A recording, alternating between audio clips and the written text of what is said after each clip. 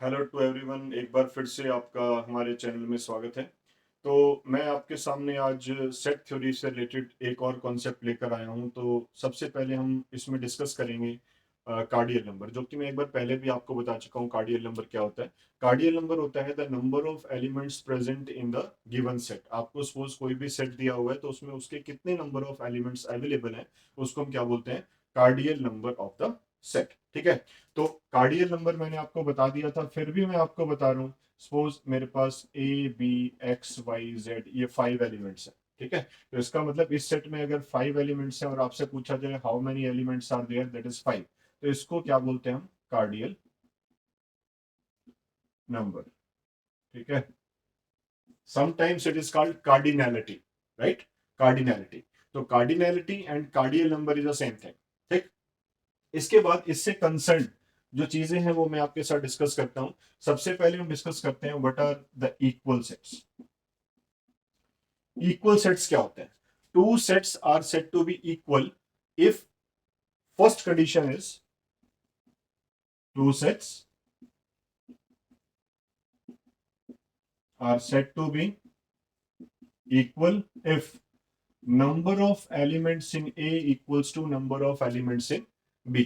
First condition तो ये है कि दोनों की कार्डिनैलिटी सेम होनी चाहिए। ठीक है। और दूसरी कंडीशन क्या होती है? Elements of A same as elements of B. मतलब ए सेट के सारे एलिमेंट वही होने चाहिए जो बी में है, that is independent of the arrangement. आगे पीछे कहीं पर भी लिखे जा सकते हैं, बट होने वही चाहिए। जो ए में है वही के वही किस में होने चाहिए? बी में होने चाहिए। ये चीज हमें ध्यान रखनी है कि जो एलिमेंट्स हैं वो ए और बी में कैसे होने चाहिए? सेम होने चाहिए। तो अगर सपोज मेरे पास एक क्वेश्चन लेते हैं हम, ए इज 2 4 6 8 10। ठीक है। और मैंने बी सेट लिख दिया x such that x is an even number and value of x is less than or equals to 10। तो what will happen? x is an even number less than equals to 10, मतलब इसमें भी क्या होगा? 2 4 6 8 10। तो इसका मतलब जितने एलिमेंट इसमें है वही इसमें है और सेम एलिमेंट्स भी हैं। तो यहाँ पर एक तो चेक करना है आपने cardinality, means number of elements in A equals to number of elements in B. और दूसरी कंडीशन, यहाँ पर 2 है तो यहाँ पर भी 2 है, यहाँ पर 4 है तो यहाँ पर भी 4 है, यहाँ पे 6 है तो यहाँ भी 6 है। तो सेम सेम एलिमेंट्स होने चाहिए। अगर ऐसा हो जाता है तो इसका मतलब आप लिखेंगे A is equals to B, these two sets are equal.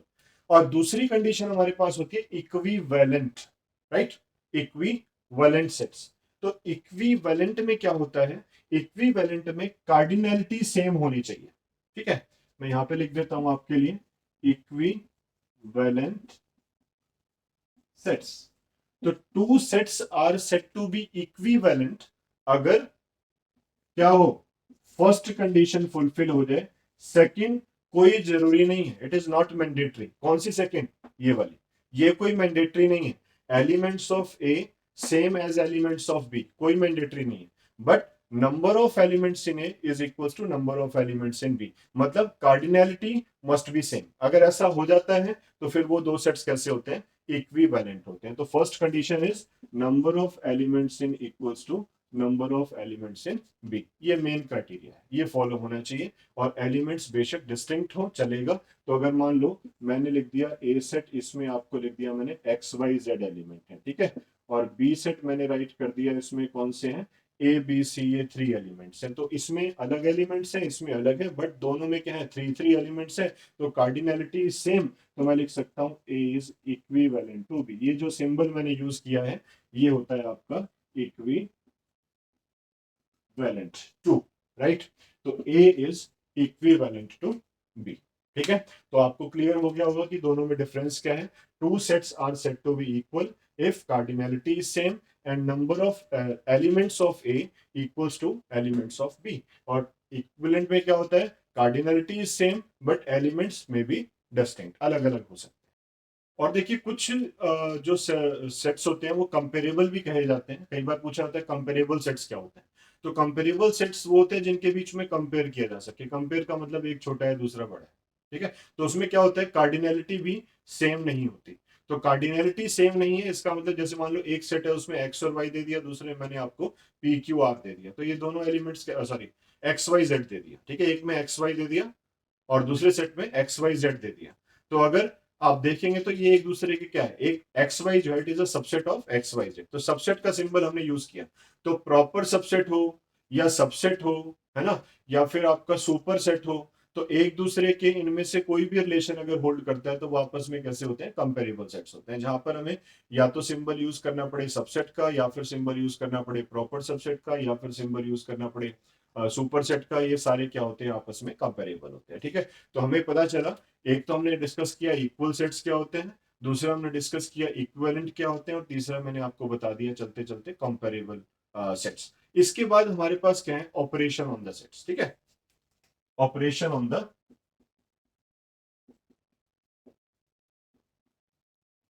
Sets.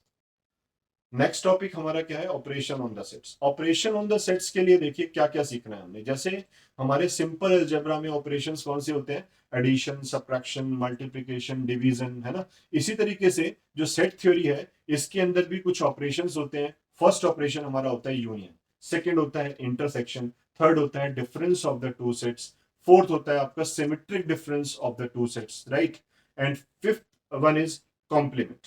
तो टोटल हमारे पास ये 5 ऑपरेशंस हैं। Symmetric difference is a part of the difference, ठीक है। तो इसको भी मैं नहीं कहूंगा, बेसिकली हमारे पास 4 ही हैं। One is union, intersection is second, third is complement, and fourth is difference, ठीक है। ये 4 ऑपरेशन है जिनको हमने ध्यान रखना है। तो सबसे पहले वन बाय वन मैं आपके सामने ला रहा हूं। पहला है हमारा यूनियन ऑपरेशन।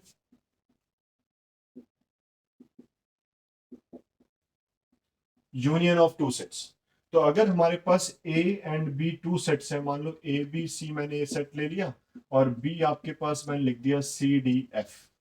तो अगर मैं आपसे बोलता हूं कि इनका यूनियन फाइंड आउट करो, तो यूनियन का मतलब होता है ए यूनियन बी, राइट। इस तरीके से किया जाता है, A union B is equals to, union means to combine. आपने एलिमेंट्स को क्या करना है, कंबाइन कर देना है। तो यहाँ पे क्या होगा, ये सारे एलिमेंट और ये सारे एलिमेंट किस में राइट करोगे आप, ए यूनियन बी में राइट करोगे, ठीक है। अब ए यूनियन बी में राइट करेंगे तो A B C D F. Precautions क्या लेनी है, रेपिटेशन इज नॉट अलाउड। वो हम स्टार्टिंग में ही बता चुके हैं आपको कि सेट के अंदर रेपिटेशन इज नॉट अलाउड। तो ये जो एलिमेंट आपके पास है सी, ये दोनों सेट्स के अंदर अवेलेबल है, पर आपको एक ही बार राइट करना है, ठीक है। तो ये हमारे पास क्या हो गया, union of the two sets. अब इसमें एल्जेब्रिक डेफिनेशन भी होती है। ये तो मैंने आपको डायरेक्ट एक एग्जांपल दिया है। इसकी डेफिनेशन क्या होती है कि अगर एक्स टाइप का कोई एलिमेंट ए यूनियन बी में कंटेन्ड है, it means X belongs to A और X belongs to B. X belongs to A और X belongs to B means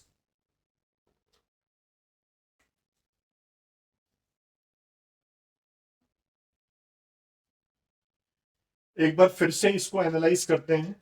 if X is any arbitrary element, कोई भी हो सकता है, अगर वो ए यूनियन बी से बिलोंग करता है तो डेफिनेटली एक्स ए में होगा या फिर एक्स बी में होगा, या फिर और का क्राइटेरिया अथवा, ठीक है। तो या फिर मतलब जैसे आपने लिखा बी, तो बी एलिमेंट अगर इससे बिलोंग करता है तो आप देख सकते हैं कि बी जो है वो सिर्फ किसमें है, ए में, इस सेट में तो नहीं है। ऐसी अगर मैं बात करूं एफ की, एफ इसमें है, ए सेट में तो नहीं है।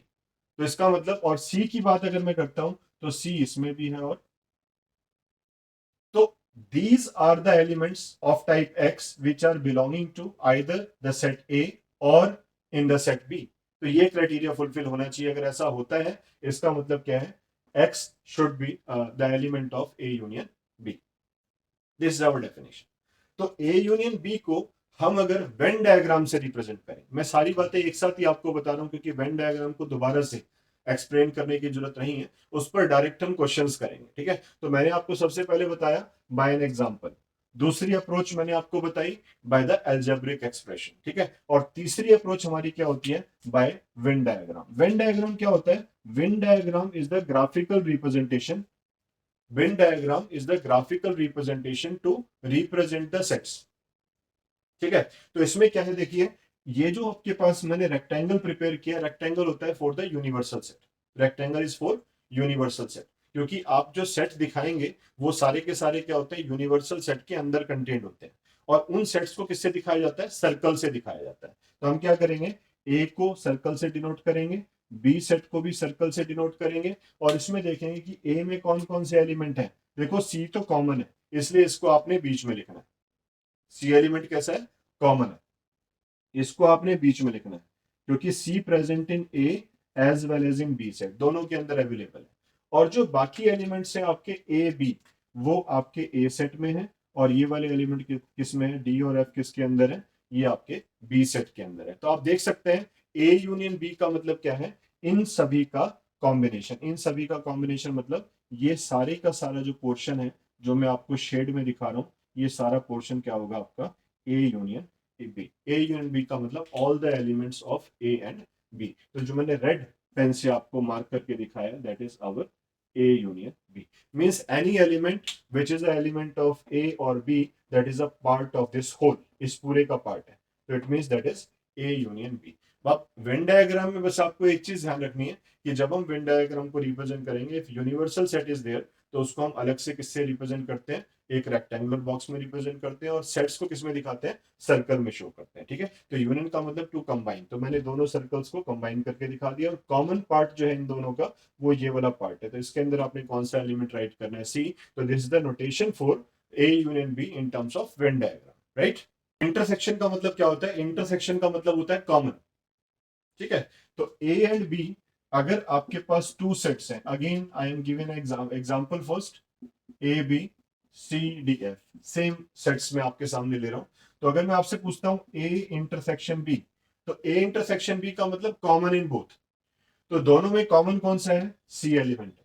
ठीक है, आप देख सकते हैं सी जो एलिमेंट प्रेजेंट है वो यहां पर भी है और यहां पर भी है। तो इंटरसेक्शन वैसे भी देखिए, जब हम कोऑर्डिनेट ज्योमेट्री करते हैं, या आपने छोटी जूनियर क्लासेस में भी किया होगा, कि जब दो लाइंस आपस में कट करती हैं किसी कॉमन पॉइंट पर, तो उसको क्या बोलते हैं, पॉइंट ऑफ इंटरसेक्शन बोलते हैं। यही बोलते हैं ना, point of intersection, that is a common point which lies on both the lines. तो सिंपल, यहां पर भी हम क्या करेंगे, इन दोनों में जो कॉमन पॉइंट है वो ले लेंगे, तो C is the common point in both the sets, इसलिए A intersection B contains C. तो इंटरसेक्शन का जो सिंबल है वो हमने उल्टा यू कर दिया, यू तो है टू कंबाइन, उसको उल्टा कर दिया इस फॉर्म में, है ना, ऐसे की बजाय ऐसे कर दिया। तो ऐसे कर दिया तो वो क्या बन गया, आपका इंटरसेक्शन बन गया, that is a common element. तो उसमें कॉमन एलिमेंट आपको चूज करना है। अब इसमें देखिए, अगर मैं इसको एल्जेब्रिकली एक्सप्लेन करता हूं, तो मैं लिखूंगा if X is any element which belongs to A intersection B, implies or implied by x belongs to a and x belongs to b। मतलब x टाइप का एलिमेंट अगर a में भी है एंड बी में भी है। देखिए एंड पे मैंने बहुत ज्यादा जोर दिया, एंड पे जोर क्यों दिया है, क्योंकि इंटरसेक्शन का मतलब वो पॉइंट जो फर्स्ट लाइन पर भी है, सेकेंड लाइन पर भी है, दोनों पर है। इसका मतलब वो पॉइंट जो ए सेट में भी है और बी सेट में भी है, ये फिक्स है, दोनों में कंफर्म होना जरूरी है, तभी वो क्या आएगा, कॉमन आएगा। तो ऑब्वियस सी बात है, x belongs to A intersection b means x is the element of A and x is the element of b। Union में क्या था, x is the element of A और या अथवा। ठीक है, x बिलोंग्स टू ए और x belongs to b। अब यहां पर क्या है, एंड, ये ध्यान रखने वाली बात है, इसलिए मैं बार बार रिपीट कर रहा था। अब इसके बाद हम चलते हैं वेन डायग्राम पर। अगर मैं इसकी वेन डायग्राम के अकॉर्डिंग रिप्रेजेंटेशन लेता हूं, तो ये हमारा क्या हो गया, यूनिवर्सल सेट। उसके अंदर आपने ए और बी सेट ड्रॉ करना है। अब जब ए और बी सेट आप ड्रॉ करेंगे तो होना क्या है, कुछ नहीं होना है, वही उसी तरीके से आपने सर्कल बनाने हैं। एक सर्कल ये वाला बनाना है, ये ए सेट हो गया और दूसरा बी सेट हो गया। आपने क्या लेना है, कॉमन पार्ट। अब कॉमन पार्ट के लिए देखो, ये क्या था, ए बी सी, और ये क्या था आपका डी एफ सी। तो ये बी सेट है पूरे का पूरा, ये ए सेट है। दोनों में कॉमन पार्ट कौन सा है भाई, जिसके अंदर सी आर है। अब जिसके अंदर सी आर है वो कौन सा पार्ट है, ये वाला है। तो इट मींस ये वाला पार्ट क्या हो गया हमारा, ए इंटरसेक्शन बी। तो this is our condition for the intersection of two sets, right. Intersection हो गया, तो हमें दो चीजें क्लियर हुई, one is union, another is yes. Our next operation is difference.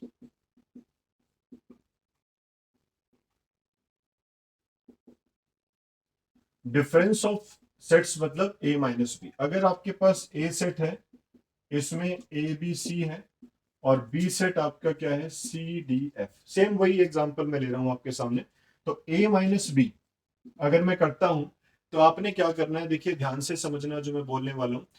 ए में से बी को सब्ट्रैक्ट करना है। यहां पे सब्ट्रैक्शन नहीं बोलते, डिफरेंस बोलते हैं। तो ए डिफरेंस बी, तो ए डिफरेंस बी जब आप लेंगे, तो ए डिफरेंस बी का मतलब है आपने ए में से बी के वही एलिमेंट डिलीट करने हैं जो दोनों में कॉमन हो। क्या हो, दोनों में कॉमन हो। अब दोनों में कॉमन एलिमेंट कौन सा है, सी। तो जब आप ए में से बी को सब्ट्रैक्ट करेंगे तो सी कैंसिल होगा बस, बाकियों से हमारा कोई मतलब नहीं है। ठीक है, बाकियों से हमारा कोई मतलब नहीं है। आपने क्या लिखना है, सिर्फ A and B two elements write करने हैं, क्योंकि सी तो कैंसिल हो गया। अब मैं इसको थोड़ा सा एक्सप्रेस करता हूं आपके सामने। मान लो मैंने 10 में से 7 को माइनस किया तो क्या आता है, 3। मैं आपसे पूछना चाहता हूं कि जो 3 होता है वो किसका पार्ट होता है, वो 10 का पार्ट होता है ना। जब आप 10 में से 7 को माइनस कर रहे हैं तो 3 आ रहा है, तो 3 बेसिकली किसका पार्ट है, 10 का पार्ट है ना, ए सेट का पार्ट है। तो यहां पर भी जब आप ए में से बी को हटा रहे हैं तो कॉमन डिलीट हो गया, और कौन सा एलिमेंट रह गए, ए एंड बी आपके पास रह गए। It means A minus B is equal to A B. अब इसको डिफाइन कैसे करूंगा, इसको डिफाइन ऐसे करूंगा, अगर एक्स टाइप का एलिमेंट कोई ए माइनस बी में है तो एक्स ए में होगा एंड एक्स बी में बिल्कुल भी नहीं होगा। ठीक है, एक्स ए में होगा पर वो बी में नहीं होगा। देखिए इसको ध्यान से समझेंगे। जैसे ए एलिमेंट है वो ए के अंदर है पर वो बी में नहीं है। इसमें जो एक्स बी है वो इसमें है पर इसमें नहीं है। तो इसका मतलब कोई भी एक्स टाइप का एलिमेंट अगर ए माइनस बी में है तो डेफिनेटली वो ए में होगा पर वो बी में कंटेन्ड नहीं होगा। ठीक है, तो that is the difference of two sets. अब मुझे बताने की जरूरत नहीं है, अगर आप बी माइनस ए लेंगे तो क्या होगा, इसमें से इसको हटाने पर जो कॉमन एलिमेंट है वो डिलीट कर दो, क्या आएगा, समझ गए आप, है ना। क्या आएगा, डी और एफ आ जाएगा, डी और एफ आ जाएगा, है ना। सी एलिमेंट मैंने डिलीट कर दिया। तो इसमें भी क्या है, इसमें आप लिखेंगे if X is any element which belongs to B minus A, it implies that or implied by x belongs to b and x does not belongs to a. This is our condition for the sets when x belonging to b minus a. तो मेरे हिसाब से आपको एक concept clear हो गया। Difference क्या होता है कि आपने कॉमन एलिमेंट को डिलीट करके बाकी जो ए के एलिमेंट होंगे, ए मेजर सेट है तो ए के एलिमेंट राइट करने हैं, और अगर बी में से आप ए को माइनस करें तो B is the major part, तो बी के एलिमेंट राइट करने, कॉमन एलिमेंट को डिलीट कर देना। ठीक है, और इसी के साथ ही मैं आपको एक चीज और क्लियर कर दूं, इसका जो वेन डायग्राम आपका होता है वो देखिए क्या है। अगर सपोज मेरे पास ये ए सेट है और ये बी सेट है, मुझे ए माइनस बी दिखाना है, तो मैंने आपको क्या बोला, कॉमन पार्ट डिलीट कर दो। ठीक है, तो ए में से अगर मैं बी को हटाऊंगा तो आपका कॉमन पार्ट हटेगा, तो ये जो पार्ट आपके पास मैंने शो किया है this is A minus B.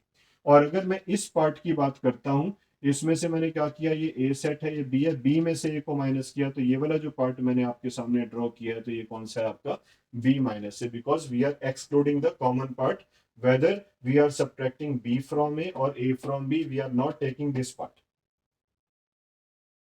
ठीक है, तो इसलिए आपको ध्यान रखना है कि कॉमन पार्ट को छोड़कर, ठीक है, जब आप a में से b को माइनस करेंगे कॉमन पार्ट को छोड़कर जो आएगा वो आपका क्या होगा, a minus B, similarly b minus. This is a Venn diagram. और अगर आप इसमें देखना भी चाहें तो मेरे पास एलिमेंट कौन कौन से थे, ए बी सी। तो मैंने यहाँ पे अगर लिख देता हूँ कि ए बी सी, और यहाँ पे क्या थे, सी डी एफ। तो आप देख पा रहे हैं कि शेडेड पोर्शन के अंदर सी नहीं है, तो ए बी किस में, ए बी है आपका ए माइनस बी में, और डी एफ किस में आपके, बी माइनस ए में। तो इस तरीके से भी हम इसको ऑब्जर्व कर सकते हैं with the help of Venn diagram. ठीक है, अब इसके बाद एक चीज और है वो मैं दोबारा से नहीं बताना चाहूंगा, इसी के अंदर बता देता हूँ। एक ऑपरेशन होता है हमारा सिमेट्रिक डिफरेंस। सिमेट्रिक डिफरेंस क्या होता है, उसमें हम डेल्टा लेकर चलते हैं। ठीक है, सिमेट्रिक डिफरेंस, इसको मैं छोटी सी कंडीशन में एक्सप्लेन कर देता हूँ। Symmetric difference, symmetric difference of two sets क्या होता है, अगर कहीं पर दिया हुआ है आपको ए डेल्टा बी, तो ए डेल्टा बी का मतलब होता है A minus B union B minus A. Minus बोलने कोशिश करना, आप माइनस ना ही बोला जाए तो ज्यादा बढ़िया है, डिफरेंस बोला जाए, A difference B and union B difference A. मतलब आपको ए में से बी को हटाना है, फिर बी में से ए को हटाना है, दोनों को यूनियन लेना है। तो आपने देखा कि मैंने यहाँ पे क्या लिया हुआ है, ए माइनस बी और बी माइनस ए दोनों ले रखे हैं। अगर मैं इन दोनों का यूनियन ले लूंगा तो मेरे पास क्या आ जाएगा, A B, D and F. C रह जाएगा क्योंकि सी हमने दोनों के अंदर ही एक्सक्लूड कर दिया था। इन दोनों का यूनियन अगर मैं लूंगा तो मेरे पास क्या आ जाएगा, A, B, D and F. और इससे हमारे पास एक बहुत ही सिंपल सी डेफिनेशन प्रिपेयर हुई है, आप ध्यान से देखिए। अगर एक्स टाइप का एलिमेंट ए डेल्टा बी में है, इसका मतलब एक्स ए इंटरसेक्शन बी में नहीं होगा। एक्स ए इंटरसेक्शन बी में नहीं होगा, ठीक है। तो x belongs to A delta B means x does not belonging to A intersection B. इसको आप ध्यान से समझिए। ए डेल्टा बी में 4 एलिमेंट हैं, ये सारे x है मेरे लिए। अब ये जो x मेरे पास अवेलेबल है वो a में है। ए इंटरसेक्शन बी मैंने क्या लेंगे, ए इंटरसेक्शन बी का मतलब c। तो c ही है बस जो ए इंटरसेक्शन बी में है, उसके अलावा कोई और एंट्री ए इंटरसेक्शन बी में नहीं जाएगी। इट मींस क्या हुआ, एक्स टाइप का एलिमेंट अगर सिमेट्रिक डिफरेंस के अंदर अवेलेबल है तो पक्का वो सी नहीं है, वो क्या है, ए है, बी है, डी है और एफ। क्लियर। तो this is called symmetric difference of two sets. तो कई बार 1 मार्कर में ऐसा क्वेश्चन पूछ लेते हैं, find the symmetric difference of two sets where A and B are given. तो कंफ्यूजन क्या होता है, बच्चे डिफरेंस निकाल के आ जाते हैं। तो डिफरेंस तो निकालना ही है, उसके बाद उनका क्या कर देना है, union A minus B then B minus A, taking the union to get the symmetric difference, right. We are taking the last one, complement. अब कॉम्प्लीमेंट के लिए पहले क्या होना चाहिए, यूनिवर्सल सेट का होना जरूरी है। किसका जरूरी है, यूनिवर्सल सेट का। अब मैं एक एग्जांपल ले रहा हूं पहले आपके सामने। मान लो यूनिवर्सल सेट मेरे पास है 1 2 3 5 7 8 9, 6 नहीं लिया, जानबूझ के ध्यान रखना, ठीक है। तो 1 2 3 4 5 7 8 एंड 9। और मैंने ए सेट आपका ले लिया 1 7 8 9। मैंने बोला ए कॉम्प्लीमेंट बताओ। ए कॉम्प्लीमेंट को ए सी से भी लिखते हैं, ए बार से भी लिख देते हैं कुछ लोग छोटी क्लासेस के अंदर। बाद में तो ए बार का मतलब ही चेंज हो जाता है। तो फिलहाल आपको ध्यान रखना, ए कॉम्प्लीमेंट इससे भी दिखाते हैं, ए बार से भी शो कर देते हैं, और कुछ लोग ए डैश से भी शो कर देते हैं। These all are the notations for the complements, right. A complement. तो ए कॉम्प्लीमेंट का वैसे जनरली हम ए सी लिखते हैं क्योंकि वो इजी रहता है समझने के लिए, कॉम्प्लीमेंट ऑफ ए। तो कॉम्प्लीमेंट ऑफ ए का मतलब होता है यूनिवर्सल सेट माइनस ए। मतलब जो आपको यूनिवर्सल सेट दिया गया उसमें से ए को हटा दो, ठीक है। तो यूनिवर्सल सेट क्या है हमारा, 1 से लेके 9 तक 6 छोड़ रखा है, और आपने ए माइनस करना है। तो फिर कौन से एलिमेंट आएंगे इसमें, दिस माइनस दिस। तो कॉमन एलिमेंट डिलीट कर दो, कौन सा रह गया, 2 3 4 5, जस्ट 4 एलिमेंट्स, राइट। तो कॉमन एलिमेंट कौन से थे, 1 7 8 9। तो 1 7 8 9 छोड़ दो, बाकी कौन से रह गए, 2 3 4 5। तो यानी कि इसमें आप एक चीज ऑब्जर्व करो, अगर एक्स टाइप का एलिमेंट ए कॉम्प्लीमेंट में है तो एक्स ए में नहीं होगा, और अगर एक्स ए में है तो वो ए कॉम्प्लीमेंट में नहीं होगा। This is the algebraic definition. अगर एक्स टाइप का एलिमेंट ए कॉम्प्लीमेंट में है तो वो पक्का ए का मेंबर नहीं होगा। आप चेक कर सकते हो, देखिए ए कॉम्प्लीमेंट में ये एलिमेंट है, वो इसमें नहीं है, 1 7 8 9। और जो 1 7 8 9 है उनका कोई भी मेंबर इसके अंदर नहीं है। तो इसका मतलब क्या हो गया, ये एक दूसरे के क्या है, कॉम्प्लीमेंट है। जो इसके पास है वो इसके पास नहीं है, और जो इसके पास है वो इसके पास नहीं है। It means if x is element of a then x does not belonging to a complement. If x belonging to a complement means x doesn't belonging to the set A, ठीक है। This is called the complement. और ये बात ध्यान रहे कि complement बिना universal set के नहीं ले सकते, ठीक है, बिल्कुल भी नहीं ले सकते, ठीक है, ध्यान रखना है आपको। Without universal set we can not find the value of a complement. तो ये थे हमारे ऑपरेशन, जैसे हमारे addition subtraction multiplication and division होते हैं, उसी तरीके से सेट्स के ऊपर ये हमारे ऑपरेशंस होते हैं। अब इसके बाद नेक्स्ट वीडियो में मैं आपके लिए लेकर आऊंगा laws based on the sets, right, laws based on the sets, और इस पर बेस्ड कुछ एग्जांपल्स, कुछ क्वेश्चंस, जिससे कि हम ये चेक कर सके कि यूनियन, इंटरसेक्शन, कॉम्प्लीमेंट, है ना, इससे कंसर्न कैसे कैसे क्वेश्चंस आपसे पूछे जा सकते हैं। तो wait for our next video. Thank you.